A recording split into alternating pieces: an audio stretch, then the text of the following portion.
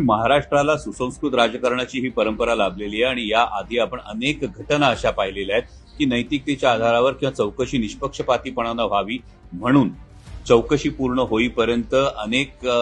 सन्माननीय नेत्यांनी राजीनामा दिल्याचा हा इतिहास महाराष्ट्राचा आहे आणि त्यामुळे महाराष्ट्राकडे सुसंस्कृत राजकारणाची परंपरा म्हणून पाहिलं जातं. आणि असं असताना जेव्हा धनंजय मुंडेंचं सातत्यानं नाव येतंय आणि तरी सुद्धा ते राजीनामाही देत नाहीयेत किंवा ही चौकशी निष्पक्षपातीपणाने होईल याविषयीचा विश्वास सर्वसामान्यांच्या मनामध्ये तयार होत नाहीये, ही परिस्थिती पाहिली तर नैतिकतेच्या आधारे हा धनंजय मुंडेंनी राजीनामा हा दिला पाहिजे, जेणेकरून चौकशी निष्पक्षपातीपणानं झाली पाहिजे आणि सरपंच संतोष देशमुख यांना खरं तर न्याय मिळणं ही गरज आहे. कारण ही केवळ संतोष देशमुखांच्या कुटुंबाचा विषय नाही, हा सर्वसामान्य जनतेचा कायदा आणि सुव्यवस्थेवर जो विश्वास टिकला पाहिजे त्याचा विषय.